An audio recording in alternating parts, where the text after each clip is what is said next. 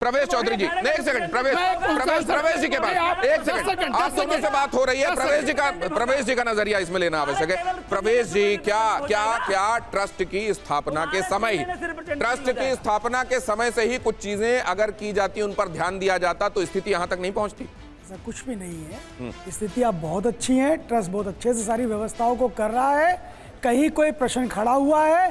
प्रश्न आज नहीं खड़े हुए, प्रश्न 6 बारी खड़े हो चुके हैं। कभी मंदिर निर्माण को लेकर प्रश्न खड़े हुए हैं, कभी उसके ध्वज को लेकर के प्रश्न खड़े हुए हैं, कभी मूर्ति के स्वरूप को लेकर के प्रश्न खड़े हुए हैं, कभी जमीन को लेकर प्रश्न खड़े हुए हैं, कभी क्या। तो प्रश्न बहुत सारे खड़े होते रहे। इसलिए हमने एक फाइल नहीं किया कि चलो रामलला का मंदिर बन रहा है, हम अगर भगवान विराजमान हो रहे हैं, अगर हम आपको रिस्पेक्ट कर रहे हैं तो इसका अर्थ ये नहीं है कि आप बोलते रहेंगे। किसी ने लेकिन परंतु नहीं, हम आपका सम्मान कर रहे हैं, आपने भगवा पहना, हम का सम्मान कर रहे हैं, इसलिए आप एक की बात सुनिए। यही संत का स्वभाव होता है, यही संत का स्वभाव है। 125 करोड़ आप संत का परिचय तो दीजिए कि आप संत हैं। अब अपनी बात कहिए प्रवेश जी। अब संत का परिचय नहीं दे रहे। रामदास जी 1 मिनट तक उनकी बात सुनते हैं, फिर आपकी बात। मैं पूज्य रामदास जी का बहुत सम्मान करते हुए कह रहा हूँ, पूज्य संतों ने इस राम मंदिर आंदोलन के में अपना सर्वस्व निछावर किया। विश्व हिंदू परिषद को आगे करा, वो एक अलग विषय है, लेकिन करोड़ों लाखों हिंदुओं की भावनाओं को घर घर तक ले जाने वाले ये संत समाज के लोग हैं। इसलिए सारा हिंदू समाज इनका सम्मान करता है। ठीक है, हम मानते हैं अगर किसी ने प्रश्न खड़ा किया है, कहीं कोई प्रश्न आया है, तो उस प्रश्न का निस्तारण होना चाहिए। और उस निस्तारण के लिए न्यास ने दिनेश जी 24 घंटे का भी समय नहीं लगाया। उन्होंने कहा कि आप एक एक पहलू की जांच करिए। एफआईआर में एक एक पहलू की जांच नहीं होती, परंतु एसआईटी में एक एक पहलू पर जांच करिए, विस्तार से जांच करिए, एक एक व्यक्ति को पकड़िए और पकड़ के उनको सजा दीजिए। क्या प्रवेश जी, ये बात बहुत पहले से, अच्छा पहले लगने वाले जो आरोप थे, क्या जैसे वो संतोष दुबे आरोप लगा रहे हैं कि जब शिलाएं आई, बहुमूल्य शिलाएं वही गायब कर दी गई, उनका कुछ पता नहीं चला। अब ये आरोप जो पहले से लगते रहे, आज तो ठीक है जांच की बात हो रही है, इनिशिएटिव लेके कहा जा रहा है कि हम खुद ही पहल की गई इस बात की, लेकिन पहले लगे सारे आरोप निराधार रहे हैं क्या? इसी समय इस बार लगा है क्या कि कुछ हुआ है? और अगर इस बार का फर्क था तो कैसे लगा, किस बात के आधार पर लगा? क्या ये सिर्फ आरोप था और आप आरोप में शुचिता की बात थी इसलिए पहल कर दी गई? नहीं। तो अगर ऐसा था तो शुचिता वाली बात पहले कहां चली गई थी? सर एक बात, चंपत राय जी को मैंने एक महत्वपूर्ण बात, सर चंपत राय जी को लेकर भी कई बातें हुई हैं। चंपत राय मंदिर चढ़ावा मामले में सबसे ज्यादा अगर किसी नाम की चर्चा है तो वो है श्री राम जन्मभूमि ट्रस्ट के महासचिव चंपत राय। आपको उनके बारे में विस्तार से जानकारी भी दे देते हैं। चंपत राय इमरजेंसी में आरएसएस के पूर्णकालिक कार्यकर्ता बने। साल 1980 में चंपत राय विश्व हिंदू परिषद के साथ जुड़े। श्री राम जन्मभूमि आंदोलन में चंपत राय ने भूमिका निभाई थी। साल 2020 में राम जन्मभूमि तीर्थ क्षेत्र ट्रस्ट के महासचिव बनाए गए।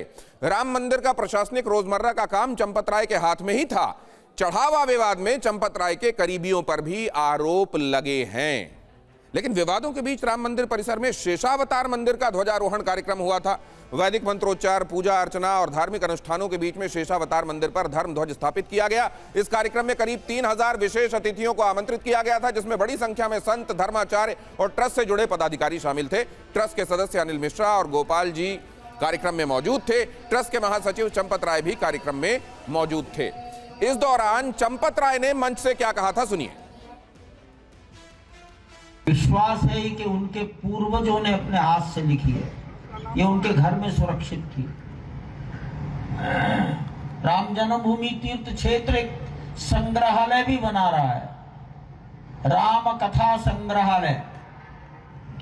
उस संग्रहालय को वो ये प्रति समर्पित कर रहे हैं। 14 मई को वो इस प्रति को लेकर अयोध्या आए थे। निर्माण समिति के सामने वो प्रति रखी गई थी और हमने उनकी बात मान ली थी। उनकी इच्छा थी सार्वजनिक कार्यक्रम में समर्पित हो। चंपत राय, जिनके विषय में यह कहा जाता है कि मुश्किल से 1.5 रोटी वो खाते हैं, रात में रामदाना की खिचड़ी खाते हैं, मुश्किल से 2 जोड़ी उनके पास कुर्ते पजामे की शक्ल में कपड़े होते हैं, और उनके पास ना तो अपनी कोई गाड़ी है ना कोई बैंक खाता। और दूसरी तरफ यह भी कि चंपत राय के शीर्ष में होते हुए फिर यहां पर यह सब हो कैसे गया। नृपेंद्र मिश्रा से चंपत राय के बारे में सवाल किया गया। उन्होंने टीवी 9 के खास इंटरव्यू में क्या कहा, सुनिए।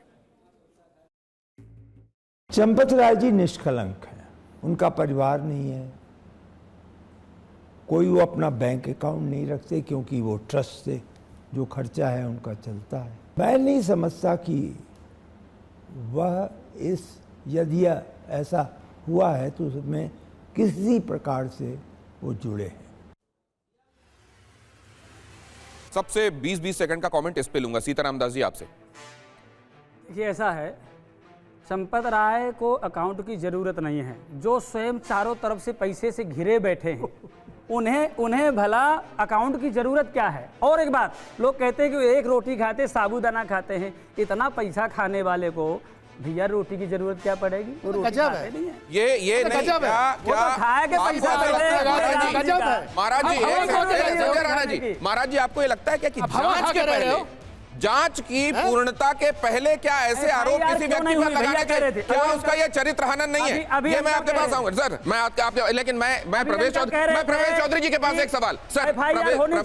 आरएसएस और वीएचपी से चंपत राय जी का आरएसएस और वीएचपी के, एक सेकंड, आरएसएस और वीएचपी के साथ चंपत राय जी का जुड़ाव, जब आरएसएस अपनी स्थापना के 100 साल पूरा होने की उपलब्धियों के कार्यक्रम आयोजित कर रहा है, खुशियां मना रहा है, क्या आपको लगता है उस समय ये खबर जो है एक ब्लॉट की तरह है, एक परेशानी की तरह है या नहीं? बिल्कुल नहीं, कोई खबर ही नहीं है ना, कोई खबर ही नहीं है। आरोप तो आज खबर नहीं है, आज आरोप लग रहे हैं क्या हम पर? आज लग रहे हैं क्या? नए थोड़ी हैं, ये तो बार बार लगाते रहे। ऐसे ही बहुत सारे लोगों को खड़ा करके विवाद करना ये इनकी आदत है। लेकिन हिंदू समाज ने मुंह तोड़ जवाब दिया इनको। आप सोचिए दिनेश जी, जब लोकसभा चुनाव थे जमीन का विषय आया, अभी विधानसभा चुनाव है, राम मंदिर के समर्पण निधि के ऊपर विषय आ गया। कुछ और भी आ सकता है, कुछ और भी कर सकते हैं। इसलिए इनके लिए राम राजनीति का विषय है, हमारे लिए आस्था का विषय है। दोनों में बड़ा जमीन आसमान का अंतर। क्या बात है। ठीक है, हम रामलला के काज के लिए लगे रहे और हमने जीत हासिल करी। हिंदू समाज के समर्थन, विश्वास। अच्छा ये बताइए, अगर ये कहना सही नहीं है जांच पूरी होने के पहले कि घोटाला हुआ ही है, तो क्या जांच पूरी होने के पहले ये कह देना कि ये कोई खबर ही नहीं है, कोई मामला ही नहीं है, ये आरोप लगते रहे, क्या ये बात सही है प्रवेश जी? बिल्कुल सही है, क्योंकि ये होता रहा है, ये पहले से होता रहा है। मैंने आपको 6 बार तो मैंने गिना दिया, ये ऐसा होता रहा है हमेशा। और चंपत राय, अच्छा अब एक बात मैं समझ लेता हूं, एमएल शर्मा साहब, जब मामला, एक सेकंड, ऐसा होता रहा है सरकार, ऐसा होता रहा है, वो कह रहे हैं। नहीं, सीताराम दास जी आपसे बात हुई है सर, बाकी मेहमानों से भी बात करने दीजिए मुझको। एमएल शर्मा साहब से मैं ये समझना चाहता हूं, शर्मा साहब, क्या इस तरह के मामले जो हाई प्रोफाइल हों, जो हाई स्टेक हों, जिनमें असल में उनके इम्प्लीकेट होने को सनातन से जोड़कर भी देखा जाता हो, क्या उस तरह के मामलों में जांच अधिकारियों पर दबाव होता है या नहीं होता? सर मैं उस प्रश्न का उत्तर नहीं दूंगा। मैं 20 साल सीबीआई में काम किया है, तो मेरे ऊपर किसी ने दबाव नहीं डाला, तो ये अपने अधिकारी से पर निर्भर करता है। लेकिन जो मैं कहना चाहता हूँ वो ये है कि एलिगेशन लगा, एलिगेशन सच भी हो सकता है, झूठ भी हो सकता है, लेकिन जो अब तफ्तीश की प्रक्रिया है, अनुसंधान की प्रक्रिया है कानूनी, उसका पालन क्यों नहीं होना चाहिए, बस मेरा इतना ही कहना है। दूसरा, हमारे राणा भाई ने कहा कि ये जो अभी एसआईटी बनी है ये गिरफ्तार कर सकते हैं, ये गलत है, क्योंकि बिना एफआईआर दर्ज हुए किसी की कोई गिरफ्तारी नहीं हो सकती है। बाकी पॉलिटिक्स की बात, यूपी की पॉलिटिक्स क्या है मुझे पता नहीं, लेकिन जहां सरकार ने मुकदमा दर्ज कराने में संकोच किया है, वहां अंततोगत्वा सरकार को थोड़ा नुकसान हुआ है। इसलिए नहीं, मैं तो दूसरी बात जानना चाहता हूं। शारदा साहब एक बात बताइए, सिस्टम या वो पूरा का पूरा एक तरीके से समूह, ये कह लीजिए, जैसे मान लीजिए आपके पुलिस डिपार्टमेंट में ही मान लीजिए कांस्टेबल कहीं कोई गलती करता है, ये भाव भी होता है कि उसको उसकी गलती की सजा मिले, साथ में ये भाव भी होता है कि देखो खाकी को बदनाम कर रहा है, ये दोनों चीजें साथ में आती हैं। क्या इसी तरीके से इस मामले में भी वो लोग जिनके ऊपर कथित रूप से आरोप हैं, क्या उनके भी इम्प्लीकेट होने या नहीं होने को लेकर ये दोनों भाव काम कर रहे होंगे? एक तो गलत किया है सजा मिले, दूसरा ये कि ये वो लोग हैं जो चेहरों के तौर पर एक समूह को, एक संस्था को रिप्रेजेंट करते रहे हैं, और अगर इनके ऊपर कल के आज ये चीजें साबित होती हैं तो संस्था को भी गलत रोशनी में देखा जाएगा। क्या ये उहापोह और ये वाला धर्म संकट भी होता है? सर नहीं, मेरा विश्वास है कि इस प्रकार की भी कोई दुविधा किसी को नहीं होनी चाहिए और प्रथम दृष्टया शुरू में ही एक एफआईआर रजिस्टर होनी चाहिए थी और प्रॉपर इन्वेस्टिगेशन होना चाहिए था। ये एसआईटी का जो एक फसाद खड़ा किया गया है और उससे समय का नुकसान हुआ है वो उचित नहीं था। अभी भी एक इन्वेस्टिगेशन एफआईआर लिखनी है, सर्च एंड सीजर करने हैं और large scale search and seizure करने हैं। किसी का नाम देने की जरूरत नहीं है, किसी के नाम लेने की जरूरत नहीं है। सर्च एंड सीजर किया जाएगा, हम लोगों ने किए हैं और बड़े बड़े अफसरों बड़े बड़े मंत्रियों के अगेंस्ट भी किए हैं, कभी कोई दिक्कत सवाल नहीं। यही कि तो आपने कहा नाम लेने की जरूरत नहीं है, नाम लेने की जरूरत नहीं है और नाम लेने की जरूरत है